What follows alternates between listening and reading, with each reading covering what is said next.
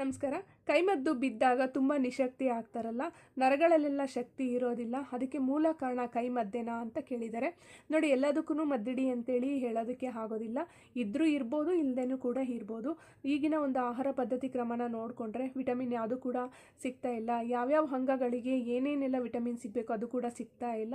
Chemical ಯುಕ್ತ ಆಹಾರ ಪದಾರ್ಥಗಳ ಸೇವನೆಯನ್ನು ಮಾಡ್ತಾ ಇದ್ದೀವಿ, ಪ್ಯಾಕ್ಡ್ ಫುಡ್ ಸೇವನೆ ಮಾಡ್ತಾ ಇದ್ದೀವಿ, ಜಂಕ್ ಫುಡ್ನೆಲ್ಲ ಸೇವನೆ ಮಾಡ್ತಾ ಇರೋದ್ರಿಂದ ಅದರಿಂದನೂ ಕೂಡ ಅಷ್ಟೇ ಬರೀ ನಿಶಕ್ತಿ ಎಲ್ಲ ಬೇರೆ ಬೇರೆ ಸಮಸ್ಯೆನೂ ಕೂಡ ಬರ್ಬೋದು. ಮತ್ತು ಮದ್ದಿಡಿ ಹಾಕಿದಾಗ್ಲೂ ಕೂಡ ಅಷ್ಟೇ ಅದು ಎಲ್ಲೆಲ್ಲಿ ಯಾವ್ಯಾವ ಭಾಗದಲ್ಲಿ ಏನೇನು ಅದು ಹೀರ್ಕೋಬೇಕು, ಅದು ಏನೇನು ಸಮಸ್ಯೆ ಮಾಡಬೇಕು ಅದು ಸಮಸ್ಯೆ ಮಾಡೋದಕ್ಕೆ ಶುರು ಮಾಡುತ್ತೆ. ಅದು ಸ್ವಲ್ಪ ದಿವಸ ಕಳೆದಿದ್ದಾದಮೇಲೆ ಇದ್ರ ಜೊತೆಯಲ್ಲಿ ಏನಾದರೂ ಯಂತ್ರ ಮಂತ್ರ ತಂತ್ರಗಳ ಏನಾದರೂ ಒಂದು ಪ್ರಯೋಗ ಮಾಡಿದಾಗ್ಲೂ ಕೂಡ ನಮ್ಮ ಎನರ್ಜಿ ಫೀಲ್ಡ್ನೆಲ್ಲ ಬಂದ್ ಮಾಡ್ತಾ ಬರ್ತಾರೆ.